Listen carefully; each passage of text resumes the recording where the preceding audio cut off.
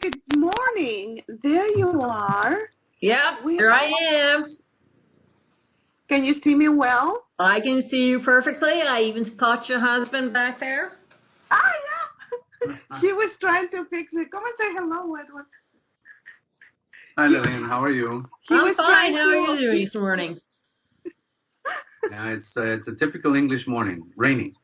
Well, that's okay. It's supposed to rain here, too. About a 40% chance, so... Okay. It's not a problem. In fact, I'm pretty sure our weather sort of mirrors each other anyway, so... I think so, too. So now you guys are all set? You look great, Lillian. Well, that's because I got dressed up this morning. I don't usually look this good. It's 8:30 in the morning. Yes, I know what time it is. I used to be an early morning riser when I took my kid to daycare and had to get there something like 5:30, 6 o'clock in the morning. So I learned how to get up quite early to get him screaming and resisting into the car. Oh, those days are gone. Yeah, I know. They're gone for me also. How many children do you have? I just have the one, and he's 43 now with a family of his own. So beautiful. That is great. I have two. Good for her. Yeah, and one grandchild. I have three. Yeah. Identical girls. Going to become the two-digit. They're turning 10 in November, and then they have a little one at 3. Oh, that's so wonderful. Do you enjoy look him up. Do you enjoy your grandchildren? I mean, don't you think Yes. it's so fantastic? Yes, it is. That's why we came to Pennsylvania, because they were here and they needed help. Yeah. Oh, fantastic. So, okay, I'm ready. I'm having my book here too.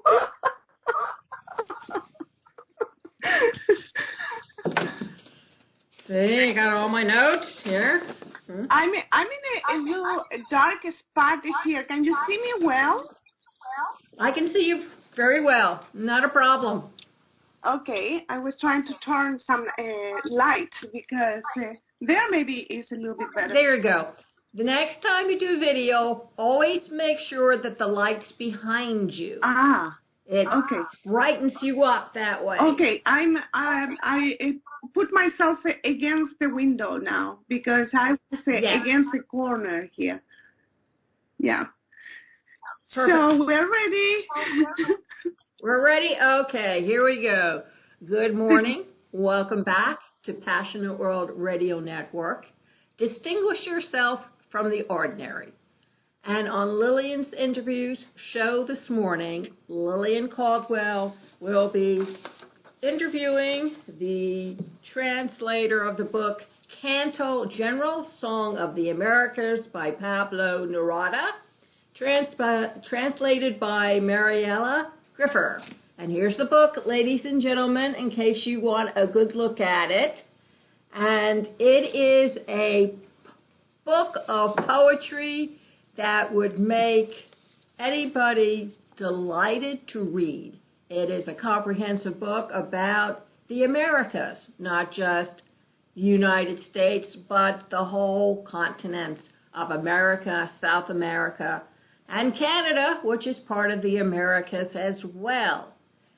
So the first question we want to ask, get your name pronounced right by Mareala, is why did you want to undertake such a translation? Why was it that important to you? Thank you so much for that question. It's a very important book for me at a personal level. Canto General was one of the classics of Chilean literature that at some point during high school you had to read. At that time, I was a teenager. I read the book, but it didn't have that emotional impact that later on in life the book had on me. So I was in the States. I moved to the United States in 1998 with my husband, and one of my relatives sent me the book. It was a Spanish edition of the book again, and since my family knew that it was one of my favorite books, she sent that one for one of my birthday.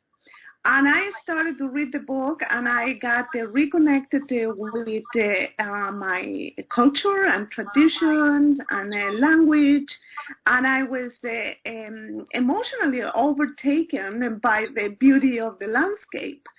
And at that time, I was pursuing studies in journalism already, and I thought, I'm going to read the English version of Canto General, which I did, and I was surprised that there were many of the stanzas that were not part of the book, and the translation was fairly good, but there were pieces that created a lot of doubt, and I thought, it would be very interesting and very good for the American public to have a new version, because I truly believe that every great writer need to have a new translation every generation, just to keep the language alive, just to present the book to newer readers, and so that was the reason. And it was one thing in particular that I thought it was missing in the translation, in the previous translation, and it was this incredibly love for the continent. It has a whole. It has the Americas. Instead of a subdivision of geopolitical pieces of the continent, and also different tradition and culture, I didn't saw the book. I didn't interpret the book that way. I saw that it was a homage and a song to the entire continent. The unity that it came from the piece, or from the literary piece, it was so overwhelming. But somehow I thought that it was a little bit lost in the first translation. So that, in resume, was the reason why I wanted to translate the book again.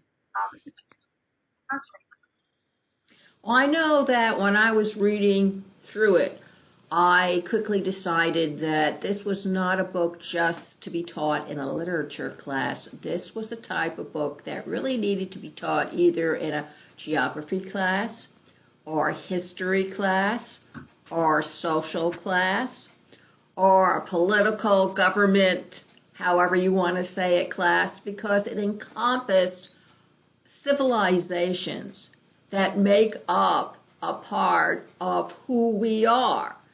No civilization is separated or polarized from the rest of the other civilizations. And it has come to a realization that what went on in Central America or even South America, the same buildings were being put up several continents away in Egypt, for example, in Africa, where the same type of buildings were being built, and those same type of buildings were being built in Western Europe, with the stones and the monoliths. Well, so what do you think? I think that this book in particular have a lot of different side. This book can be taken from the architectural point of view, from the political point of view, from the literary point of view. It is a masterpiece. And it has a masterpiece of an American poet, American in the sense of being part of the continent, but it's a book that transcends all these little denominations of how a poetry book should be looked at. And you are right. This book presents a different perspective throughout the historical landscape. And if you are right also in the description of the architectural part of the book, because he takes the Mayan and the Inca civilization, and he not only describes Feroz their architecture, the way they were living, but he brings to life that kind of life that the people had at that time. So and the other thing is that throughout the book, throughout the poem, because a lot of people have been telling me, I took the Canto General, I read it, but I have to say I didn't get it because it was so much description of the landscape, and there was so much political opinion, so I didn't know what to make of it. And I will say Spanish and English literature have this book in common. In English literature, you can find very famous poems that are a faithful description of the Anglo culture. You have a poem that is very famous, and that is called Beowulf, that describe the journey of one man in particular.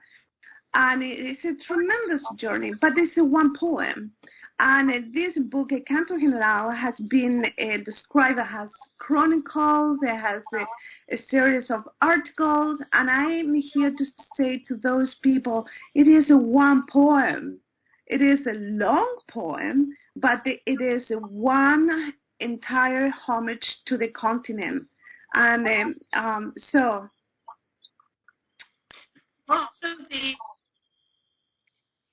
Most of the Western civilization poetry that is long, the Odyssey, Beowulf, the Arthurian legends, they always deal with one person and they're on one quest, whether it's for justice for their family, social justice for their tribe, or describing mostly war.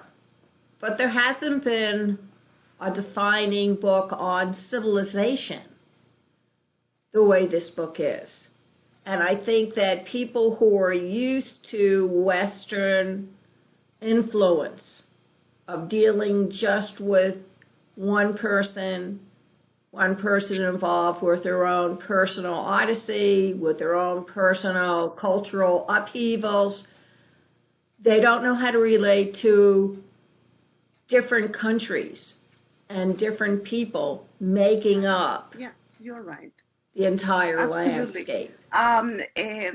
We have a very clear historical division that is marked by the end of the pre-Columbian civilizations, and people forget sometimes that this continent have a rich life before Colon came to discover America.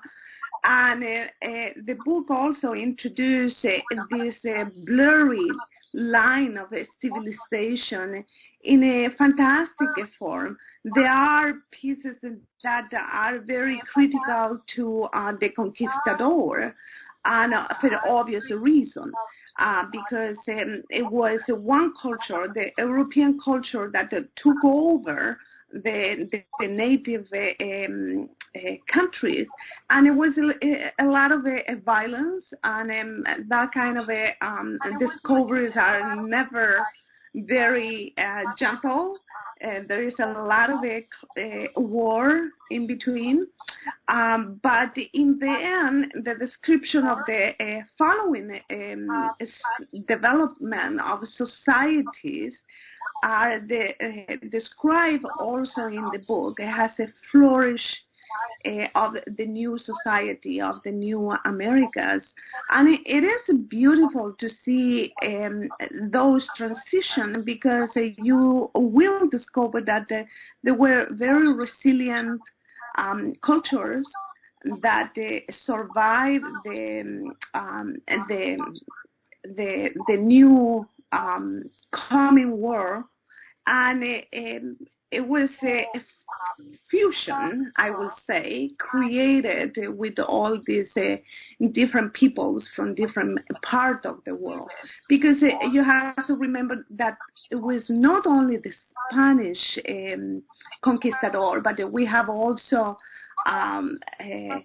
the Portuguese Empire, and then we have the English and French. You have France. You have all of NATO coming and visiting you, Exactly. and superimposing their values, their culture, their life on yours, because they believe themselves to be superior in every way to those that are beneath them. So as a result, you get a culture that is turned upside down and inside out. Exactly. And yet the indigenous people are still there. They're still practicing their religion. They're still practicing their culture. Their society is still flourishing in spite of, or despite, depending how you want to look at it. So Exactly. I really find that a book like this brings it the point. full circle. And besides all this historical description that you can find in the book, in the end you can see, oh, we are one continent. And I have a favorite little anecdote that I like to tell to people when I go and I read from the book, and is that when I was a little girl, I used to read the atlas, and we always have across the entire map, we have the Americas. We didn't have this, we didn't learn that division of South America, Central America, North America, that it was a thing that was done later on. And other countries have that division, but there were countries that, for example, Canada, all the atlas in Canada, they have that division. So I have been talking to people that remember that a little detail, but it is an important detail, because when I came to the United States, to live in the United States, I always found that the people have so clear in mind that we were kind of three pieces of the continent. No, that is Central America. No, that is Latin America. This is North America. Sometimes people have even difficult time recognizing that Mexico is part of North America. And there are three countries in the north. Mexico. It's very well. Americans are weak in geography. So, Maria, could you please tell everybody where they can find you on the World Wide Web, where they can find you at the International Miami Book Festival, because you're one of the authors who will be gracing it. Okay. And also tell people, first of all, they can find your the book upcoming plans in Amazon or at Tupelo Press, which is a small little press in Boston. And they have been bringing out terrific books of translation. I'm going to be reading at the Miami Books Festival November 19, and I'm going to be participating in a panel discussion at 7:30 on the 19th with another fellow translator, and that has been translating at books of Pablo Neruda. And I'm going to also be on the 20th signing books at I forgot the room right now, but it will be a festival, and so you can find more information about the book and other works at marealagriffo.com. And there I'm going to be posting all the forthcoming appearances I'm going to have in the next couple of weeks and months, trying to support the book and reading from the book. And I really appreciate your time. I know you are a very busy person. Great. And it was...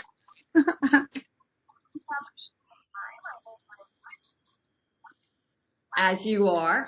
You better be careful. I'm going to invite you to come over and start a course through the radio station speaking about this book, because I think that it far outranks the Odyssey or the Canterbury Tales. That was the one we had to read when we were in school, and I didn't think it would ever end, but I got enough of the story to write my own short story where I had 4 people okay, going to well, outer I would space love with to the Merry do something like that there with to you, keep them and happy. I think we should. We should take on this conversation a little bit later on and see if we can make something of it.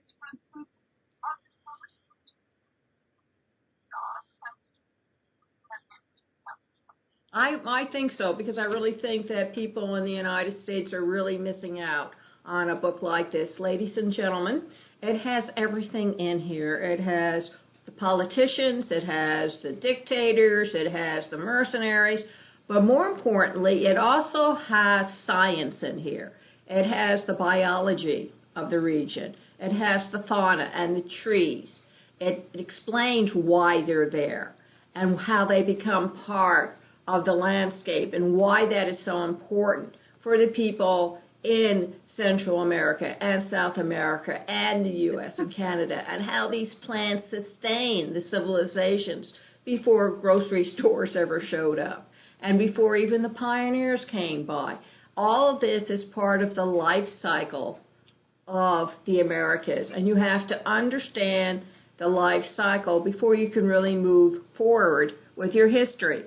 So please come and join us down at the International Miami Book Festival. It runs from November 17th through the 20th, and all the authors, nationally and internationally acclaimed, will be down there, and this would be a great opportunity for you to come and speak with these folks. They're very accessible. Talk to them about their books, introduce yourself, and if you have young ones, bring them down, because the festival always has a large section not only of children authors for young kids, but also for teens and teen authors. They have all types of activities inside and out, and it's a perfect opportunity for you to come down there and see what the literature world is up to.